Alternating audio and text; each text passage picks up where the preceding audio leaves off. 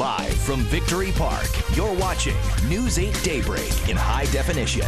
All right, Greg, thank you for that. We, of course, have seen these images for several days now, yet still hard to believe a cruise ship running aground and capsizing off the coast of Italy, killing at least 16 people. This accident raising some questions about your safety on board ships. Jay Herring is the author of the book, The Truth About Cruise Ships. He's also a former senior officer for Carnival Cruise Lines, and he's here with us this morning to talk about the safety and the secrets of the cruise industry and if there's anything you need to be made aware of. Jay, thank you for being here. Much appreciated. I asked you before we began here, does this underscore an ongoing problem with the cruise ship industry? Do we need to be concerned? No, cruising in general is very, very safe. You know, in the last 10 years, 100 million people have cruised, and only 16 have died from a maritime accident. Well, that maritime accident being this one, but it does leave us all concerned that it appears that the decision of one man at the helm caring for thousands of people on a huge vessel can make a decision to go a bit off course, and this can be the outcome. Is there no fail-safe mechanism in place to make sure that one person doesn't make a bad decision? I'm sure there will be some changes based on this incident, but at sea, the captain he's like the king of his own country.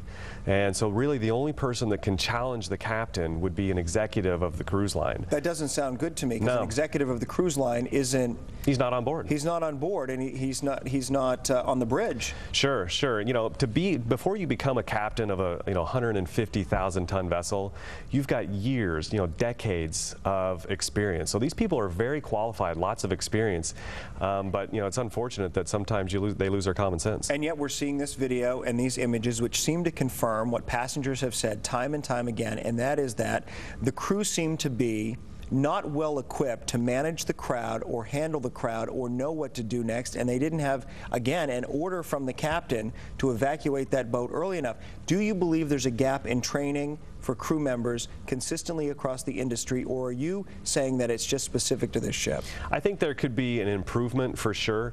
I mean, if you look at how can you train to evacuate 4,000 people in a crisis situation? I mean, it's something that's very difficult to even train for. When the ship is listing and some of those boats aren't even accessible. Pandemonium breaks out. You have language barriers. A lot of the crew are from foreign countries. Right. It may be hard to understand accents, things like this. Okay, so there was a special here on ABC 2020 last Friday looking at some of the other problems aboard cruise ships, and what they contended was these alcohol-fueled vacations, you get alcohol the minute you come on board, makes the situation ripe for these kinds of violent outbreaks or for drunkenness. And there really is no police force, if you will, or no means in which to contain some of these fights and some of this unruly behavior. Is that true?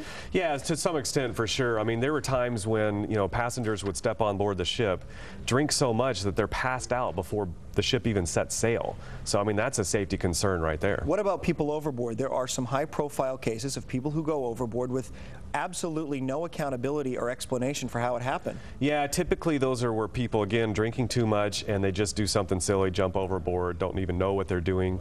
But aren't they drinking a lot because the cruise ship encourages it and makes it readily available, puts a drink in their hand the minute they walk on board? For sure. I mean, one of the key elements of cruise ship design is to have a bar that's no more than a few steps away from you at any time.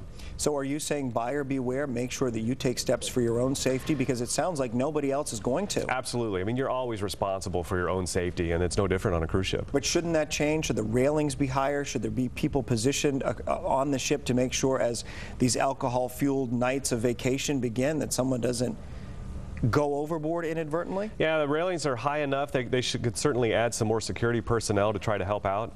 But in general, cruising is very safe, but I'm sure we'll see some new safety measures as a result of this. All right. Thank you so much. The Truth About Cruise Ships is the book. Jay Herring is the author, joining us here this morning. Much appreciated.